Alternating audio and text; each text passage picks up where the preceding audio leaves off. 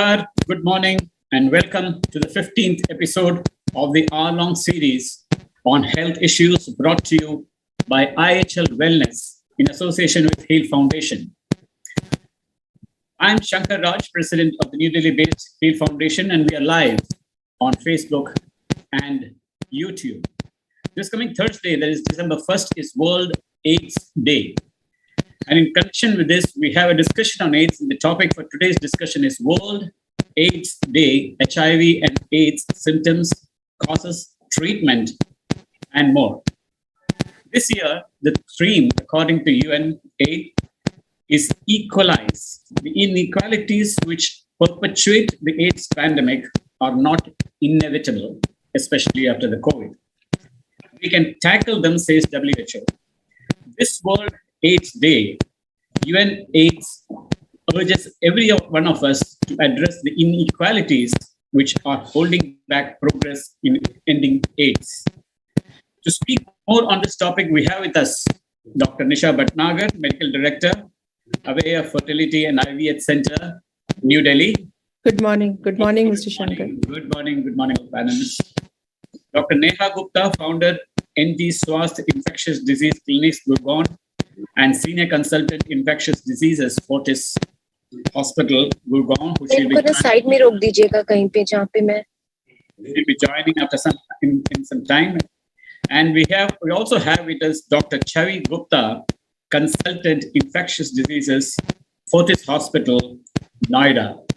Good morning. Dr. Neha, I was told that you have to go a bit early, so I'll start with you. Am I audible? Yes. Dr. Neha, now we have been talking about AIDS decades back. Now, where are we as long as AIDS is concerned? And among the infectious diseases, where does AIDS stand? So over the last 4 decades, I think HIV infection has evolved a long way. So earlier, it was thought to be a completely sure shot mortality. But currently, because of the advances in the treatment as well as in the way we monitor them, we definitely have safer drugs, which has converted this sure shot death sentence into a chronic manageable illness. In fact, if they are completely under control, they can live a life like any other person who does not have HIV infection. And this is one of the very nice advances which has happened. Currently, they have to take daily therapy with regular monitoring. But sooner, we will also be having long-term injectable drugs, which they can take it perhaps once in 6 months or once in a year. And that can control the HIV infection. Now, among all the other infectious diseases, how dangerous or where does AIDS stand? So, well, if it is not treated, then HIV infection is definitely going to result in mortality. This is because it affects the CD4 cells, and as the T cell immunity goes down, it predisposes to a lot of infections. But besides the infections in HIV patients, there are certain other diseases which are common as the immunity goes down or as it advances, which includes malignancies as well as the inflammatory state, which also predisposes the HIV patients to even cardiovascular events, and there is also involvement of the various other organs. So HIV infection affects the brain, as well as the spine, as well as the other parts of the body as well, including the kidney as well as the heart. So for our viewers, can you tell me what's the difference between HIV and AIDS? Correct. So HIV infection has various stages, and whereas AIDS is the advanced stage of the HIV infection, which is characterized by a low CD4 count, as well as there are certain typical opportunistic infections which are seen in the advanced cases. So if a particular patient with HIV is having, say, cryptococcal meningitis, which is a fungal infection in the brain, or is having extrapulmonary tuberculosis, or esophageal candidiasis, which is a fungal infection of the esophagus, where the person is having difficulty in swallowing food. So there are certain typical infections which or characteristic infections which happen in the advanced stage, which is AIDS, whereas HIV infection can be, in fact, in the initial stages can be completely asymptomatic as well. So how long? So sorry to interrupt. I would like to add one point here. So we are often confused that what is HIV and what is AIDS.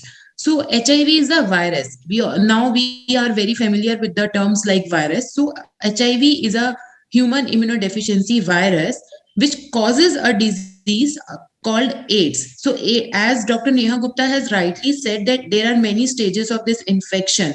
So you can say there is a wide spectrum, and this full form of AIDS, if we see, it is acquired immunodeficiency syndrome. So where, as already told by Dr. Neha Gupta, that HIV kills our immune system, that is a T cells. So it is a kind of immunodeficiency which HIV is creating in our body. That is why this disease is known as AIDS, acquired immunodeficiency syndrome, and it has various stages. And initially, patient can be asymptomatic for at least many years. Patient would not know that patient is carrying this virus in his body, and he may be asymptomatic. So the both HIV and AIDS are connected words. HIV is a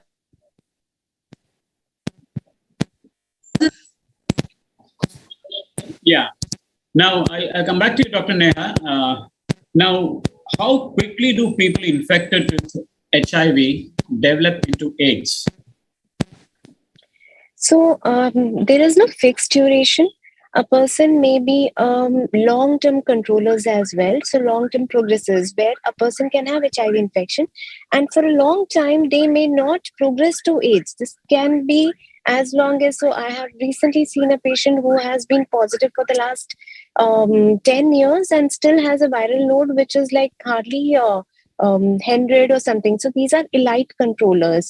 And whereas there can be a very rapid progression of the HIV infection. So it keeps on varying from one individual to another and is not a fixed duration. And you just said at the beginning of this program that, people can live longer and it's possible with intervention and drugs. So is that applicable for the HIV people or for AIDS people? Yes. So it is also possible for even AIDS people. So a lot of patients who have got advanced HIV infection. So I personally have patients who had very advanced HIV presented with PML, which is involving the brain, where the patient was not able to walk and the CD4 count was just 9. 9 is very, very low. Normally we say AIDS when the CD4 count is less than 200, but she had 9 and now it's close to 12 years that, this lady is surviving. So it all depends upon the right treatment and how we monitor that. Okay, I'll come back to you. I know that you have to leave by 9:30, but still I'll come back to you for a couple of questions after the first session. I know you're traveling. I can see your car in the background. Yeah. That's okay. There's no problem. I'll come back to you. Yeah, Dr. Nisha, can you unmute yourself? Yes. Now, what should be done if a woman is HIV positive and plans to conceive or finds that she is HIV positive after conceiving? Okay. So nowadays, it is very, very common that we see that females who are either HIV positive, they want to continue their pregnancy or they want to get pregnant. So first of all, they need to start their therapy. They need to start the treatment so the CD4 count is low. There is a possibility of not transmitting the infection to the baby. You have to continue the treatment. You cannot stop the treatment in between. And then when the pregnancy advances, usually we terminate the pregnancy by a C-section, by a cesarean section, because the transmission of the virus takes place during the birth. When the baby is passing through the vaginal tract, then the baby takes the secretions inside the mouth and all. that's the time when maximum exposure of the fetus takes place towards the maternal contamination. So to prevent that infection, usually at around 37 to 38 weeks, we prefer to go with the cesarean section. Another time when she has to prevent is breastfeeding. So the formula feeds are given to, the babies born to the HIV mothers. So the perinatal transmission has decreased to less than 1% all over by three things. First thing, continuation of treatment throughout the pregnancy. Second thing, advance taking care of like mother during the pregnancy, giving her proper nutrition support and everything, and usually terminating the pregnancy by a cesarean section. And third thing is avoiding breastfeeding and giving the formula feeds to the baby. Dr. Nisha, I would like to differ from here. Like, C-section is not indicated for HIV patients. Not indicated if the CD4 count is low, yes. No, there is no such criteria for CD4 count. In country like India, breastfeeding is not prohibited or is not contraindicated. We have to continue the breastfeeding. There is no such guidelines even in international WHO. Okay, for a cosmetic purpose or purely for an obstructive indication, female can go for cesarean section. But we never say that do not do breastfeeding. Breastfeeding is very important for a baby. So like, as you said, the therapy has to be started irrespective of the CD4 count. It doesn't matter whatever the CD4 count is, therapy is to be started for all pregnant females. Yes, there is high risk of perinatal transmission. So, but again, C-section is not indicated to prevent this transmission. Third, breastfeeding is not contraindicated. Female has to continue breastfeeding. Apart from this, we give syrup of HIV medicine to medications are started to the neonatal. So there is no cesarean section and terms like do not do breastfeeding in the therapy of AIDS, because breastfeeding is very important for any children at that time. Agree. I agree, to avoid perinatal transmission. And third, please, when you start your patient on HIV medication, the viral load usually gets suppressed. So there are chances of transmission of virus from mother to baby during perinatal transmission also become very less.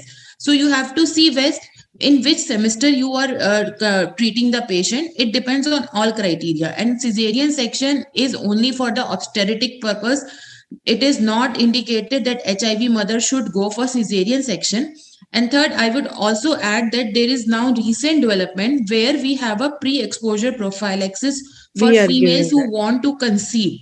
So if a husband is HIV positive, no, she's already positive. He's asking, she's already positive. So then if she is already taking medication, and she has to take medication only. Yeah, she has to continue. There is no point that she has to do exposure prophylaxis we give if she is negative and the husband is positive, right? So if the husband is positive and she is negative, then we can do two things. One of the things we are doing here is in our ART practices is that we are preferring them, we are advising them to go for insemination, that we wash the semen sample, we prepare the sample. That is a type of a procedure where you can try to avoid. But many people who do not afford, then we can give them a pre-exposure prophylaxis. This is new addition to our armamentarium of HIV treatment. So breastfeeding is not contraindicated and cesarean is not indicated at all. I agree, Dr. Chavi is right, because what I was telling was that what we were practicing earlier, but considering India's situation and considering that the babies do need breastfeeding and all, I agree with you. The feeding of the baby takes precedence over the prophylaxis. We can start the therapy. Yes. Yeah. And we can give a prophylaxis to baby also. There is a guideline for it also. Before I bring in Dr. Neha, I just one doubt because Dr. Nisha was telling that infection would happen during the time of delivery. So when does the child actually get the infection? Is it during the progressing of the pregnancy or at the time of delivery? Usually perinatal infection takes place either during the process of delivery or by breastfeeding. There is no mother to child transmission as it is during the pregnancy. So during the pregnancy, if a child is not HIV, it does not get HIV, and you say that the child will get HIV while delivering, that is why mother is delivering, and the chances of infection are high. then Dr. Neha, you say that it is not mandatory to have a C-section at all. So how do you reconcile with this? So, most important, to my knowledge, it can happen during pregnancy as well as during the delivery. And the breastfeeding, in fact, has the least chances of causing the infection. So that is why earlier it was suggested that the breastfeeding should be avoided. But in India, as well as with the current data, whatever we have, as Dr. Chavi has mentioned, breastfeeding is recommended in HIV positive females. The baby can definitely go for the breastfeeding. And the other very important point regarding what can be the kind of conception, the couples can opt for the normal timed ovulation conception processes. It's not like they have to go for insemination or they have to go for some IVF. It is a timed ovulation. And another very important concept which has come out is, if you are undetectable, you are untransmissible, which means in case of serodiscordant couples, suppose the husband is positive and is completely undetectable, then he is untransmissible to the wife as well. Now, in this particular situation, we have to explain it to the couples that it's positive and negative, and if the one of the husband is undetectable, the transmission will not happen to the wife. And pre-exposure prophylaxis is just, maybe it is, as per the scientific data, does not really have value in this particular scenario when the couple or when the patient is undetectable, but can still be offered just to have the risk even below than zero. But Dr. Neha, this is something which is when the couple comes to us and they ask us that, okay, fine, my husband is HIV positive, I don't want to get this infection. I have seen in my practice that whatever amount of counseling we tell them, that, it is always better to prefer, we cannot guarantee them that there could be 100% no transmission. This is a concept, but there is always a possibility. There is always a chance. So if the female doesn't... No, in fact, this is definitely proven now, undetectable is untransmissible. So they can, we have to, as you're rightly saying, that we can offer them the various possible procedures, options, and it's up to the patients to choose them. Yes, I agree. And even there is no such scientific data that artificial insemination is 100% safe. So chance is always there, and the couple do understand that even they go for all these pre-exposure prophylaxis or for procedures like artificial insemination, chances will always be there. No person in this world can guarantee for all these things. I agree. But when we wash the semen sample and when we have done the viral load in the blood and we have done the viral load in the semen sample, we have done this study where we did the viral load in the blood and then we did the viral load pre-wash to the semen sample and post-wash to the semen sample. The post-wash semen sample, the viral code is very, very, very low, it's undetectable. So usually if a patient is very, very, worried or something, I'm just saying that it is an option that you can opt for washing the semen sample and getting it inserted in the vagina or in the uterus. It is not very costly. It is very effective method of preventing the transmission and at the same point of time, getting pregnant as well. Dr. Neha, if I heard you right, you said that if a person's HIV is undetectable and he has very low viral load, he cannot transmit HIV. Is that right? Yes. The recent data, in fact, this has come close to 2 years back, that even in patients where this was a study which was done in MSM, which is a very high risk for transmission. So among all the various transmissions, MSM people are at rectal sex. That has the highest chances of transmission. So even in them, when the HIV infected individual was undetectable, the risk of transmission to the partner was zero. So undetected, that's why the concept came as undetectable is equal to untransmissible. But at this point, we must remember that it does not, we have to follow all the safe sexual practices. And this concept does not prevent transmission of the other sexually transmitted diseases. So I'll just come back to you again. And Dr. Chavi, one basic question regarding to this time's AIDS, World AIDS Day. This year, the theme of the World AIDS Day is Equalize. Now, the Equalize slogan is a call to action. It is a prompt for all of us to work for the pro and practical action needed to address inequalities and help end AIDS. And one of the major inequalities is to increase the availability, quality, and suitability of services for HIV treatment, testing, and prevention. What's your take on this? Yeah, the equalization can have multiple meanings over here. Like the patients of HIV, they feel that there is some kind of social stigma to it. Now, even after so many years of progression and advancement in science, not only patients, but their peers also feel that these patients need to be like, they do not see them with the proper respect. So this kind of message that world this year, that we should equalize, that they have equal rights. And even for, if you see, there are still things that even for the employment, they cannot be denied. So they have equal rights. Plus, apart from that, they have an equal right to avail any kind of medical benefits. And like what you said, that affordability of availability of treatment, it is very well available in our country. Now, our country is offering, as per the even if we could not talk about the private sector, if we talk only for the government sector, where we are giving free medications to the patients, we are giving at equal with the USA and other developed countries regimen.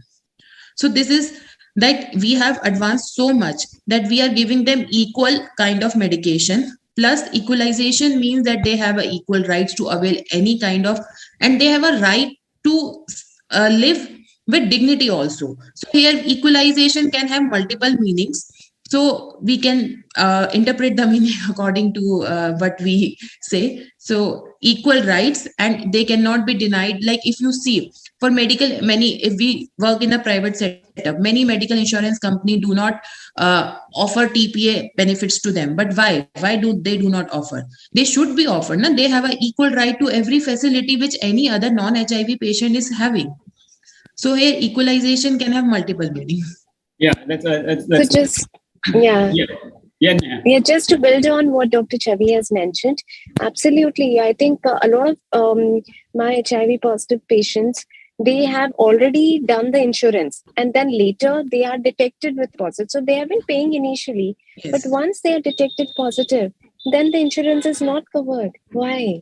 I think, they should also have the right to have the insurance as well. Yes. And as far the medications are concerned, even like I've been practicing as a physician in the private sector for the last 17, 18 years. And the kind of medications have definitely evolved. They are much affordable now.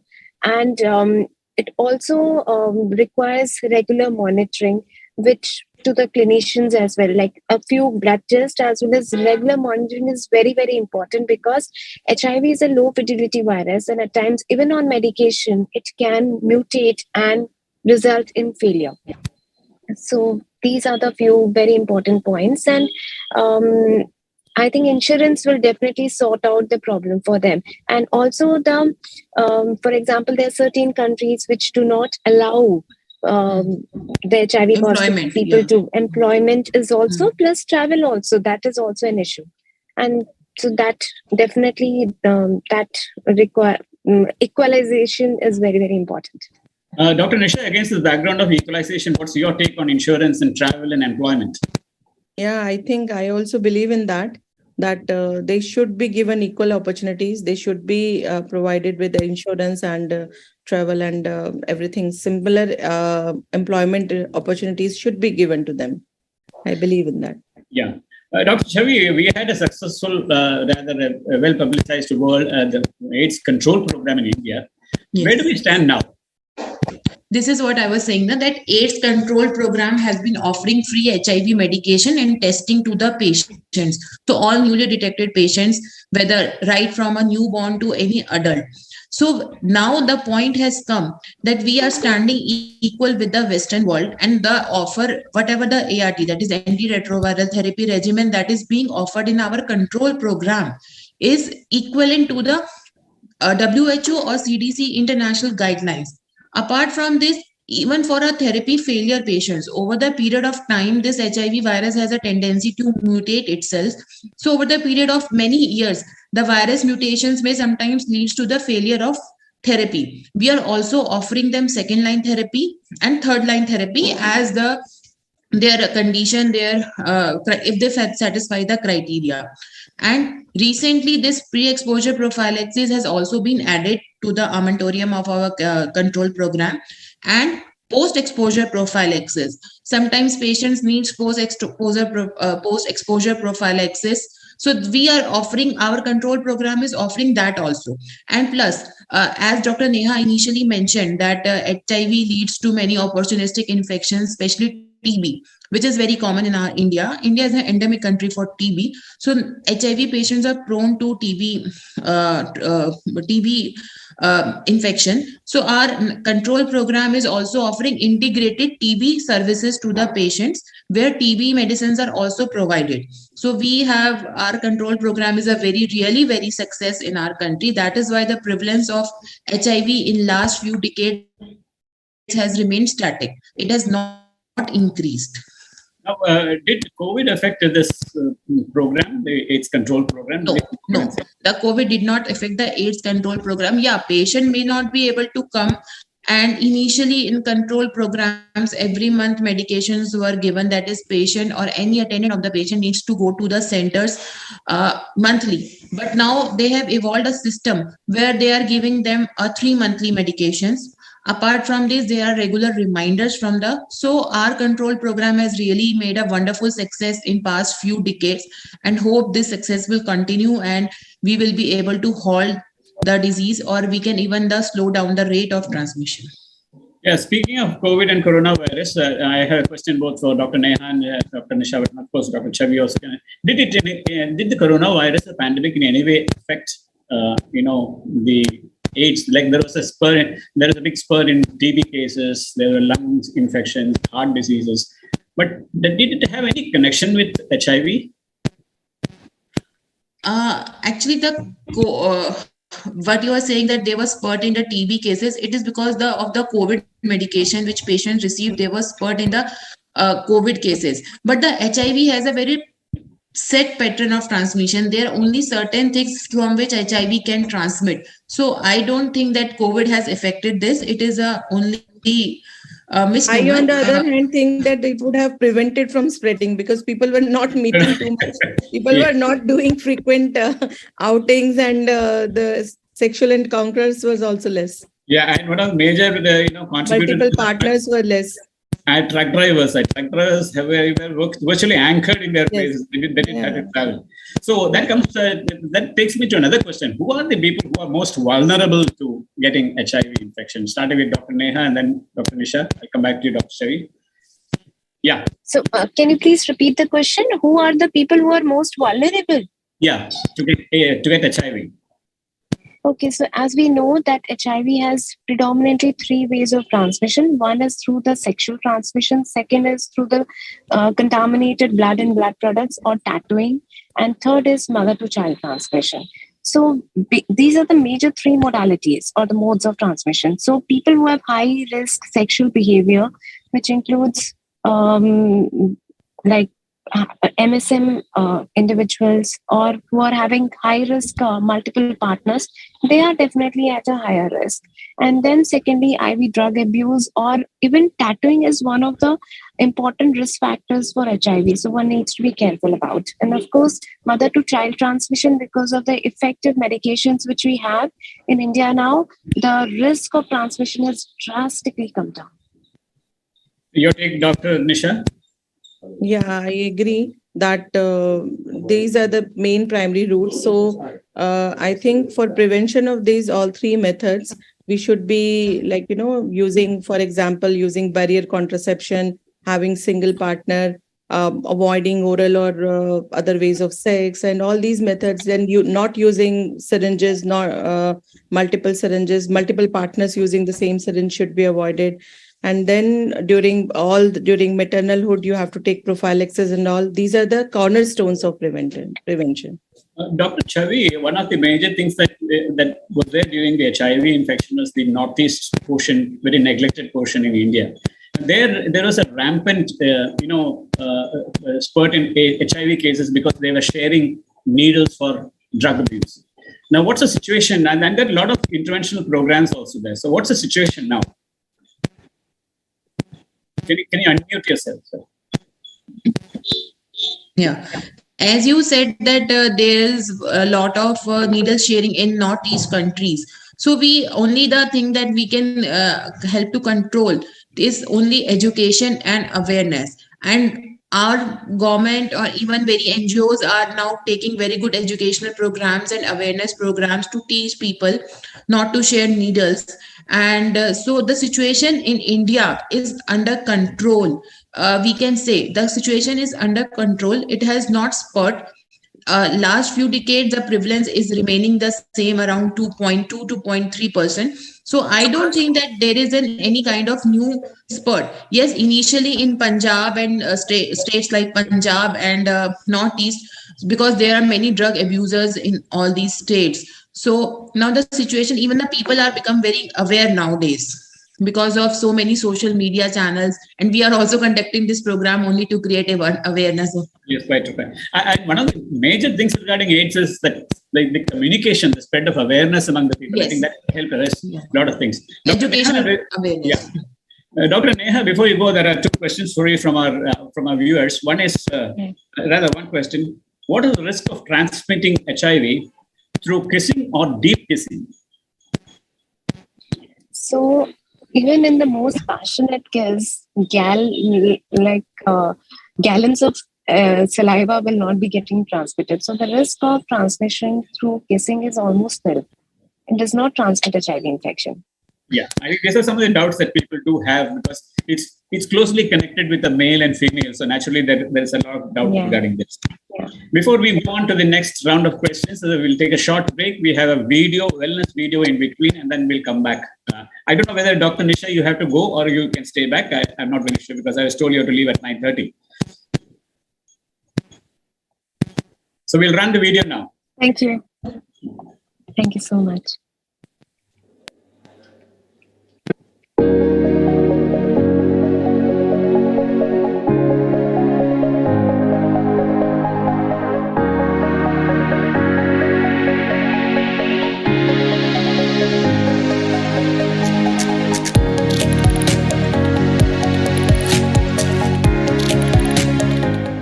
What causes breast cancer, and are some women more susceptible to breast cancer?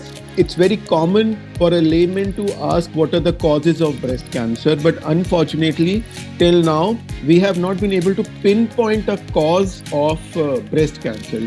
So like we can say that tobacco causes head and neck cancer, but there is no one single factor which can lead to breast cancer.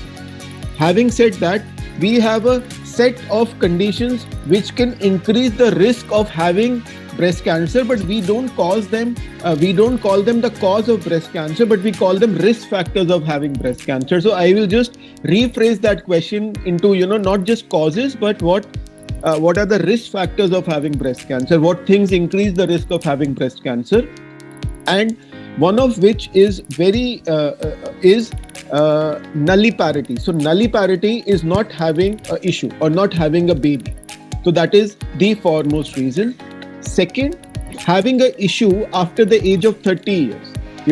With our working lifestyle, we are getting more and more late parenting, which is also leading to more and more people choosing to go for in vitro fertilization. So all these things increase the risk of breast cancer. This does not mean that everybody who has a kid after the age of 30 will definitely have breast cancer, but those who have their first kid after the age of 30 would be at a greater risk of having breast cancer. Similarly, hormonal manipulation, too much ovarian stimulation, too much use of hormonal pills, can again lead to a risk of breast cancer.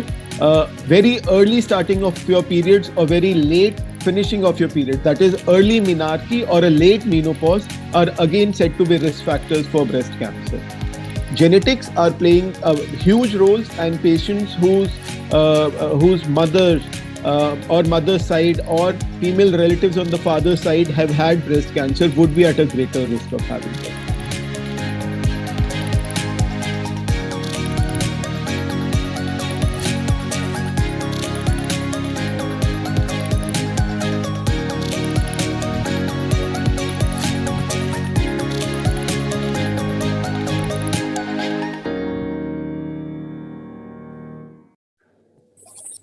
Welcome back. Now I have a question to Dr. Nisha Bhatnagar. Dr. Nisha, you are an IVF expert, and if suppose a couple comes to you and you find that either one of the partners is HIV positive because they do not know about it, and they want to conceive in the sense that, what are the actually, can these people undergo IVF procedures? And if so, what is the special care that you would take? So see, first of all, having HIV is not an indication for doing IVF. So we do IVF only if there is an indication for doing IVF. And definitely the risk of transmission by doing IVF decreases. So first, the most important thing, I think this comes as a shock to the patient, because you are coming for a routine test, you are coming for infertility workup, and then you find out that one of the partners is a positive person. Second thing I want to add is that as far as infertility is concerned, the fertility declines very fast in seropositive patients. So patients who are, for example, a female who's HIV positive, the fertility declines, the reserve declines, and even the implantation rate in these patients is little bit lower than other normal couples. So the reason for that, we are still trying to find out. But yes, they belong to subfertile group.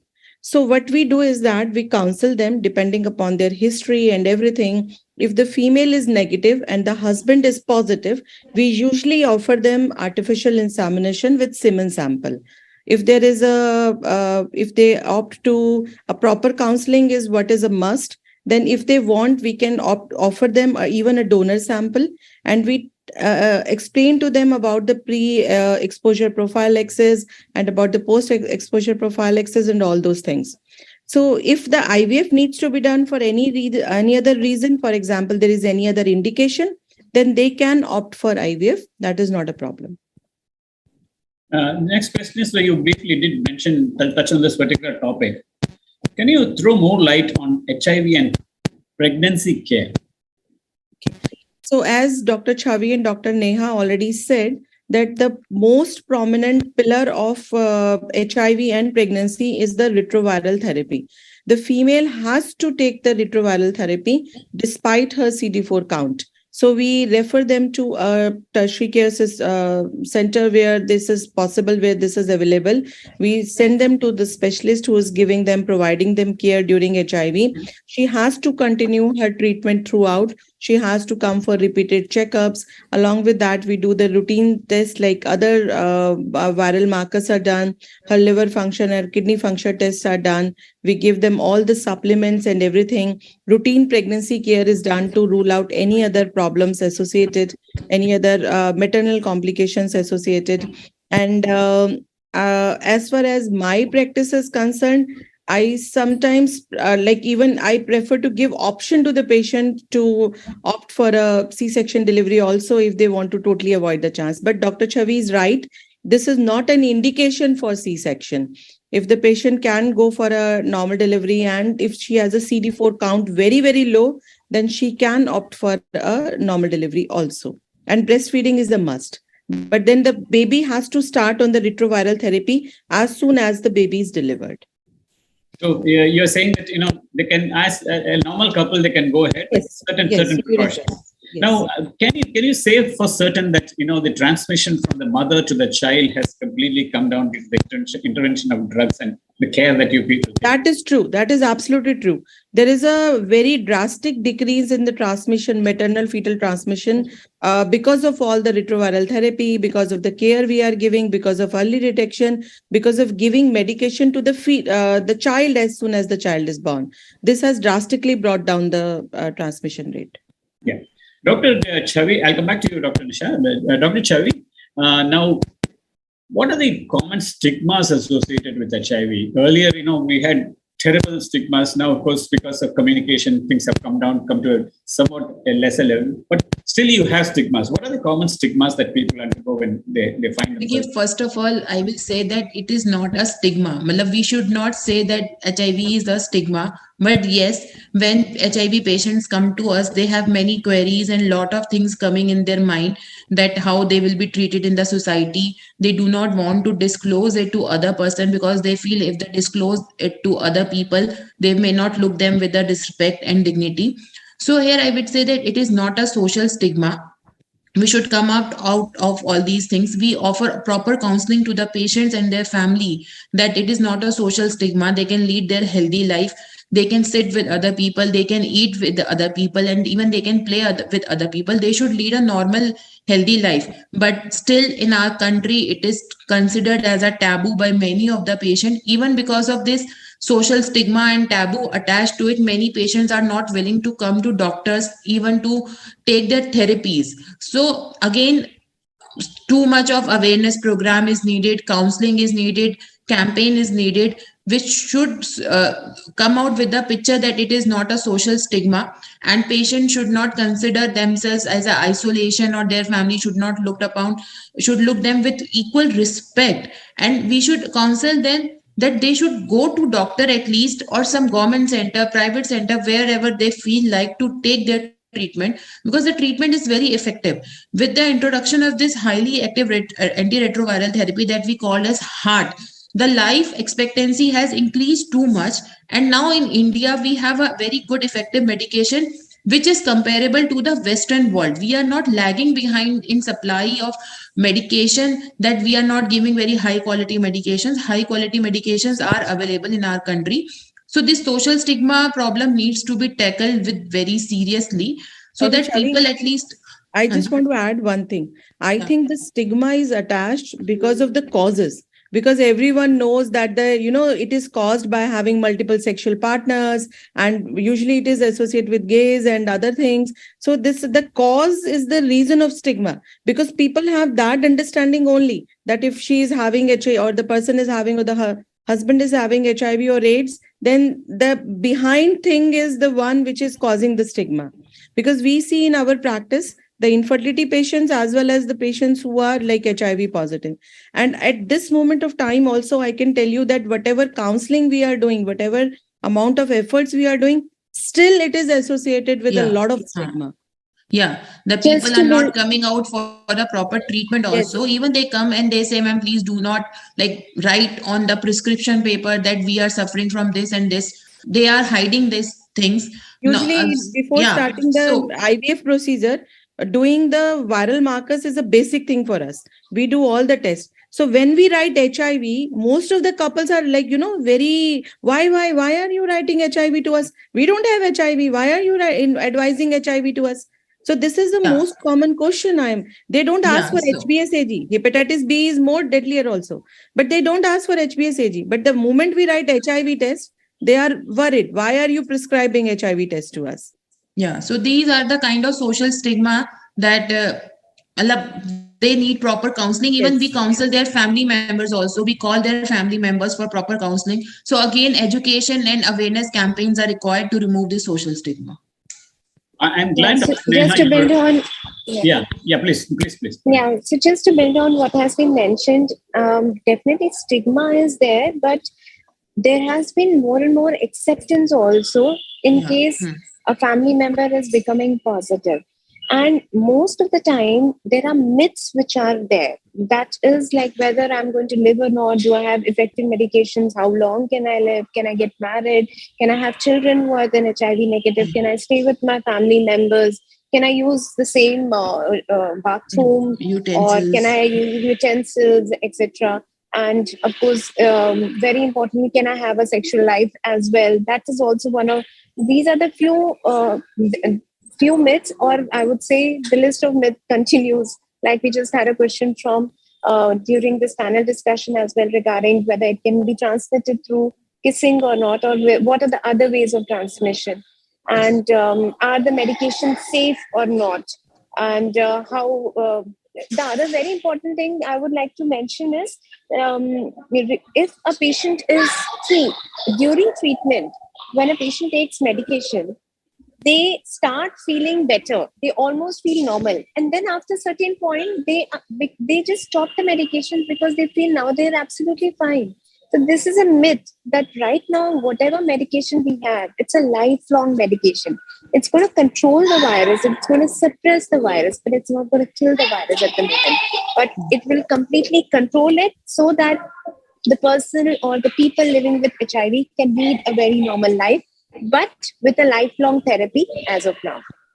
The same as There is no probably same cure, as it's tuberculosis. just a control. We need to make them understand it is not cured, it is controlled. Yes, absolutely. Life absolutely. medication to be taken lifelong. So Now, I have another interesting question from our viewers, and this is addressed to both Dr. Neha and to Dr. Nisha, and of course to Chavi also. It says, I'll just read it out. Madam, I'm not a very literate person, but I've heard things like you mentioned CD4, retrovirus, viral load, all these things. But can you explain in simple terms what are these? So CD4 count is basically the level of immunity which we have T cell mediated immunity, and CD4 is the marker which helps us in deciding what is the immunity level. And if it goes down, say less than 350, then it increases the risk of opportunistic infections. Viral load is the virus which we are detecting in the body. So ideally, it can be, in some patients, it has to be done ideally at the baseline and then at regular intervals. As per this, we follow actually what is practiced even in the Western world. So every 2 months, it is to be monitored until the patient is undetectable. And it is a viral load which helps in the monitoring. So if a patient is under control, the viral load will be completely undetectable. This can happen that the CD4 count can improve with the therapy. However, if a patient has started antiretroviral therapy in a very advanced disease, the CD4 count may not go down, may not improve, and there are several other causes like even stress which can impact the CD4. So it has to be a correlation between CD4, viral load, and the clinical symptoms, which will help us in monitoring the people living with HIV. yeah. To, So these both viral to load explain, to explain it in the simpler language, CD4 count is आपका body का immunity. Then retroviral count is viral load is the count which is the number of the viruses in your body. And retroviral therapy is the therapy medicine given for controlling. So these are three things. One thing, आपका body का immunity कितना है. Second thing, आपका virus का load कितना है. और third thing, आपका medicine जो दे रहे हैं हम, वो रिट्रोवायरल थेरेपी है. तो रिट्रोवायरल थेरेपी आपके CD4 काउंट को बढ़ाती है और आपके वायरल लोड को कम करती है. ये सिंपल लैंग्वेज है. So here I would agree with Dr. Neha that CD4 count is a marker of immunity. Now CD4 count, although do have a direct correlation with the retrovirus and your viral load in the body, but CD4 count is affected by many other things. For example, patient having any even fever, even any cold and cough, or patient doing smoking, alcoholics or alcoholism, patient is under stress. CD4 count may vary with all these things. But the main thing for monitoring of any patient while on therapy is your retroviral load. That is viral load. In simpler language, we say the amount of circulating virus in the blood that we detect. This is the viral load, which we commonly use a term, and we monitor. And this viral load is the mainstay of monitoring the therapy of the patient, while whether the patient is responding to the therapy or not. CD4, earlier we used to do only CD4 count. Now we have advanced technique that we are doing monitoring with HIV viral load. So this CD4 count may go haywire because of many multiple reasons. So these are the simpler language, as Dr. Nisha has said, that CD4 count is a marker of immunity, and viral load is the amount of circulating virus in the body. This is because the virus is not even circulating not only the blood. This virus has a tendency to get hide inside the blood, inside the cells of the body. The virus gets integrated with the chromosomes, and they get in hibernation mode sometimes. This is what initially Dr. Neha Gupta has rightly said, that they are elite controllers, where the viral load may not be detectable in the body, but the virus is still present inside the body. So we have to understand the basic thing, differences between this CD4 circulating viral load and the virus which is already integrated and hidden inside the body. Another question that has come up is, it says, am I right if I say that AIDS by itself does not kill, but it is the opportunistic diseases that would kill? Is it correct? Yes. Yeah, fine. Now, Shankar, I just wanted to, this is a very good platform to convey to the patients that we usually sometimes see patients who are coming with infertility and they are suddenly diagnosed with, HIV positive or something. So I would request Dr. Chavi to give us some idea that if some patient get diagnosed, the first time they come to know that HIV positive, how should they approach? What should they do? Where they should go? What should be their first step? So when a patient is diagnosed with HIV, not only patient while going for infertility get diagnosed, there are many conditions. Sometimes sometimes we see, sometimes patient land up in an opportunistic infection like TB or cryptococcal meningitis. And while evaluating for their opportunistic infection, we found that patients are HIV positive. Patients might be unaware of that they are HIV positive for long. So when any patient is diagnosed or newly detected, we should offer them antiretroviral therapy. So they should go to a proper infectious disease specialist or vis-a-vis HIV specialist. They, as Dr. Neha and I both are infectious disease specialists. So we have been trained in this HIV medicine, that how to tackle such kind of patients. Now you will see that if you go and Google the internet, you will find many sexologists who are doing this HIV practice. But we are not sure that whether they are doing a correct practice or not, because if we treat the case from the beginning in the right direction and the right manner, the patient has a very high chances of survival. That's what I want to ask Dr. Chavi, that how do they approach? What should be their first step?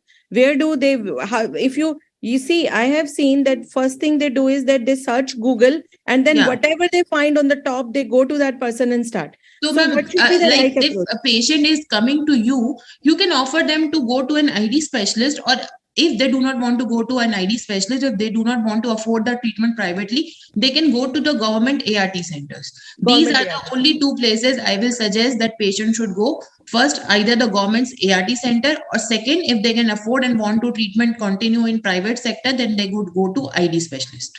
And this brings me to another question, that what is the approximate cost we are looking at if a patient has to start a treatment? Ma'am, the cost depends upon the type of medication that we are offering to them. We do not just offer one kind of medication. There are multiple regimens that are available, that is to be given on an individualized basis to see whether how the kidney is working and how the liver is working. So I cannot give an idea about the approximate cost of the medication, because there are multiple regimens that are available that we offer them to the patients. Sometimes patient will not tell you that they are already on medication, and then they come and they will behave like they are newly diagnosed. But if you go and dig in their history, they are ART failure patients. So the cost depends upon the multiple other things. Yeah, absolutely. And I think in today's era, depending upon the medications have become quite affordable as well. In fact, earlier we had medications which was like Raltegravir, which would cost around 10,000. A similar medication which is more effective and also virologically non-inferior is available for 3,000 to 4,000. So the cost of the medications has drastically come down over a period of few years. And I would say, if you have health, you have everything. So depending upon, you have to, basically it's a judgment, and health is the most important. And most medications which are now effective for the HIV infection are definitely affordable even in the private sector. setup. Okay. But they should choose a right person so that they can offer a right kind of therapy. That is the problem, Yes. because you rightly said that there are so many advertising and most of the patient fall into that trap only. Correct. Right. So that is a problem with the Google, which actually sometimes actually shows, I mean, it's, I think, in marketing or advertisement Everything also, has everybody good and bad aspects. Yeah, I put it this way, that they give more prominence to quacks rather than the doctors there, because they have all these lady booties coming in. They say, inject me with HIV, I will cure myself. And they can even mislead the patient that they will kill your HIV virus permanently from the body. So with this is not true. HIV will never be eradicated from the body. It will only be suppressed. Yeah, and even for the post-exposure, there are people who are so scared, and when they go to somebody, it can cost them like somewhere between. I do not want to tell the amount, but it's very, very expensive. But definitely not. Even as a part of post-exposure prophylaxis, it can be a very reasonable and affordable treatment. Yeah, the post-exposure prophylaxis has to be appropriate also, because as Dr. Neha has said rightly, that there are many quack practices. So they may offer any XYZ therapy to the patient. So this is not true. Actually, we should not play with these patients just for the monetary purposes. And now I'll just raising awareness is very important. Knowledge and spreading awareness, which is very rightly Mr. Shankar is doing. Thank you. Thank you very much. And now I'll come back to when you said about drugs and other things. So now, Dr. Chavi and the others also, research has made remarkable progress since scientists first identified the disease in 1980s. Yes. There are new prevention methods and therapies to extend the lives of those living with the diseases.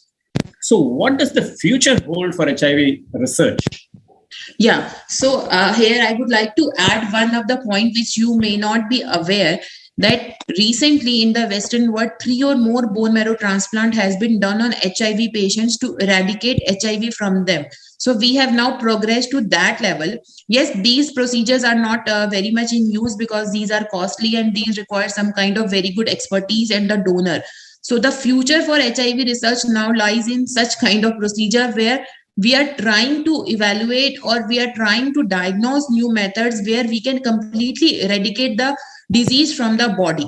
So right now we are not in that current situation. India is not at that position because this is only a research purpose.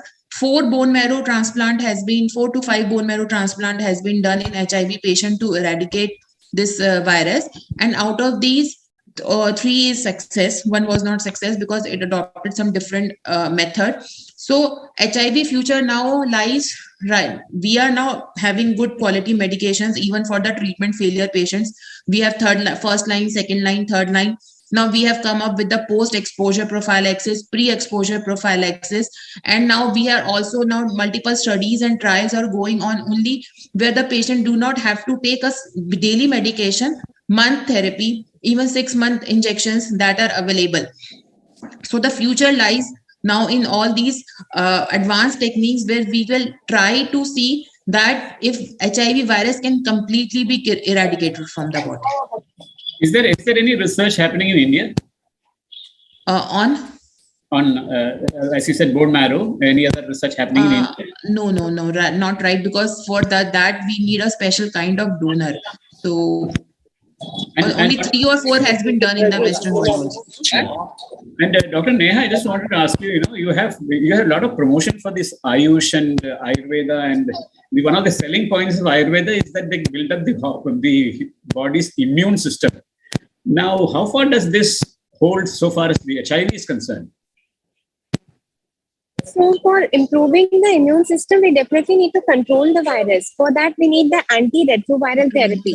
And that is very, very important. So once the antiretroviral therapy controls the virus, suppresses it, the immunity will go up.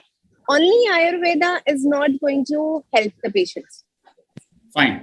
Now, and one more question to you regarding when you said about this new bone marrow therapy and other things that are happening. Researchers have studied HIV vaccine for almost a quarter century, but they have not yet found one that works, HIV vaccines again. What are the reasons for this? What are the? Reasons for it. Okay. Yeah, so basically, see, HIV virus enters through the cells with the help of certain receptors. So they are basically they have got proteins on their surfaces, and we have not been able to develop vaccines for viruses which enter through the spike proteins or through a specific protein. And that is why, even though there has been so many advances, we have not been able to develop the HIV virus.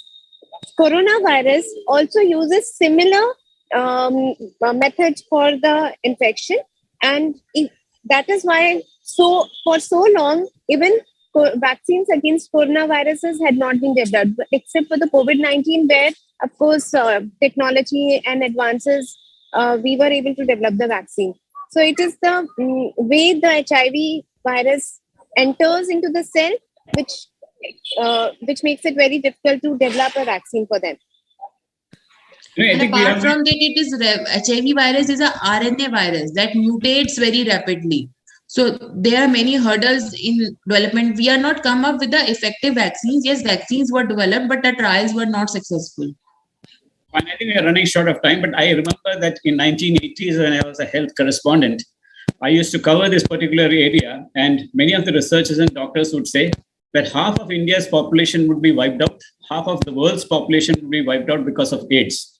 Now, coming to coronavirus, I feel that researchers, when the initial stage of pandemic, have this particular fear psychosis where half the population of the world would wipe away. But now, thankfully, because of research and other things that have come, especially in the field of AIDS and HIV, I think we are not in that era where we need to fear, but we need to be careful. I think that's where the message is always about. And of course, we have equalizing. And as we have already discussed in this 1 hour session, that the death of the patient in HIV is never due to the HIV virus. It is because of the opportunistic infection. Yes. So we can say that in HIV research also, we have seen a lot of opportunistic infection that is being diagnosed easily nowadays. And we even have an effective treatment for these opportunistic infection. So once you control the opportunistic infection, then therapy is very effective. So science has developed so much that we are now diagnosing very rare opportunistic infections also. Yeah. And the other point, just to build on this, while opportunistic infections are very important, but with antiretroviral therapy, there are several metabolic disorders like diabetes, as well as cardiovascular risk factors, disease. liver diseases, etc. They are becoming common. And that is why a regular monitoring for early detection as well as control of these diabetes, lipids, liver diseases will actually help them in living a normal, healthy life. Yeah, I think, thank you. We are running short of time, but I should admit that in many of my earlier programs, I used to be asking questions this way and that way. But here we have three wonderful panelists who are actually discussing among themselves, and that threw a lot of light, and my job became easier. But ultimately, the beneficiary is the viewers who got probably much more informed about this particular disease. Thank you very much, Dr. Nisha Bhatnagar. Thank you very much, Dr. Neha. Thank you, Chavi. Excellent viewpoints. And with this, we end this show, and we will be back again with the next IHL Wellness show very shortly. Wonderful hosting all of you. Thank you very much. Thank you. Thank you so much. Thank you.